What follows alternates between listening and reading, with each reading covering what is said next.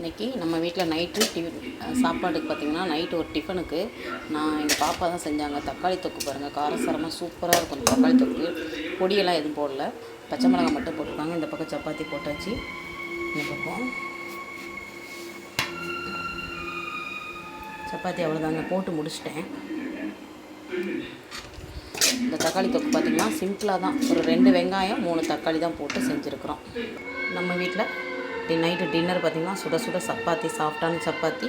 நான் ஏற்கனவே வீடியோ போட்டிருக்கிறேன், பார்த்துக்கோங்க. இப்போ வந்து தக்காளி தொக்கு பச்சை மிளகாய் மட்டும் தான் போட்டு தக்காளி வெங்காயம் கடுகு உளுந்தம் பருப்பு போட்டு தான் இன்றைக்கி செஞ்சுருக்கோம். நான் அந்த ரெசிபி ஏற்கனவே போட்டிருக்கிறேன், அதனால தான் இன்றைக்கி வீடியோ எடுக்கலை. நம்ம வீட்டில் சூப்பரான தக்காளி தொக்கும் சப்பாத்தி ரெடி ஆயிடுச்சுங்க. எப்படி இருக்குன்னு பார்த்துட்டு சொல்லுங்கள். இது வந்து நம்ம சிம்பிளாக சாதத்துக்கு எல்லாத்துக்குமே சாப்பிட்லாம், சூப்பராக இருக்கும். இப்போ பாருங்கள், நம்ம தோசைக்கல்லே எங்கள் சின்ன பாப்பாவுக்கு ஒரு முட்டை பொரியல் பண்ணிக்கலாம். நான் இப்போ வெங்காயம் போட்டு இது மட்டும் தான் போட்டேன்.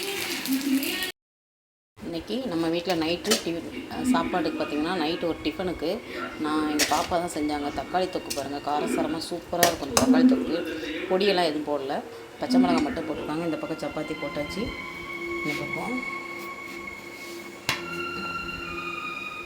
சப்பாத்தி அவ்வளோதாங்க, போட்டு முடிச்சிட்டேன். இந்த தக்காளி தொக்கு பார்த்திங்கன்னா சிம்பிளாக தான், ஒரு 2 வெங்காயம் 3 தக்காளி தான் போட்டு செஞ்சுருக்குறோம். நம்ம வீட்டில் நைட்டு டின்னர் பார்த்திங்கன்னா சுட சுட சப்பாத்தி, சாஃப்டான சப்பாத்தி. நான் ஏற்கனவே வீடியோ போட்டிருக்கிறேன், பார்த்துக்கோங்க. இப்போ வந்து தக்காளி தொக்கு பச்சை மிளகாய் மட்டும் தான் போட்டு தக்காளி வெங்காயம் கடுகு உளுந்தம் பருப்பு போட்டு தான் இன்றைக்கி செஞ்சுருக்கோம். நான் அந்த ரெசிபி ஏற்கனவே போட்டிருக்கிறேன், அதனால தான் இன்றைக்கி வீடியோ எடுக்கலை. நம்ம வீட்டில் சூப்பரான தக்காளி தொக்கும் சப்பாத்தி ரெடி ஆயிடுச்சுங்க. எப்படி இருக்குன்னு பார்த்துட்டு சொல்லுங்கள். இது வந்து நம்ம சிம்பிளாக சாதத்துக்கு எல்லாத்துக்குமே சாப்பிட்லாம், சூப்பராக இருக்கும்.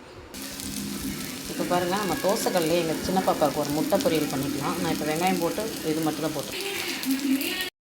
நம்ம வீட்டில் சுட சுட பார்த்திங்கன்னா நைட்டுக்கு ஒரு டின்னருக்கு இந்த சப்பாத்தியும் தக்காளி தொக்கும் சூப்பராக இருக்கும். தக்காளி தொக்கு சிம்பிளாக தான் செஞ்சுருக்கோம். நம்ம எந்த பொடியுமே சேர்க்கல, வெறும் பச்சை மிளகாய் மட்டும் தான் போட்டு தக்காளி வெங்காயம் போட்டு வதக்கியிருக்கோம். நல்லா டேஸ்ட்டாக இருக்கும், பார்த்துக்கோங்க.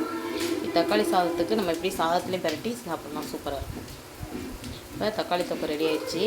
இந்த பக்கம் சப்பாத்தி போட்டு வச்சுட்டேன், மூடி வச்சிடணும்.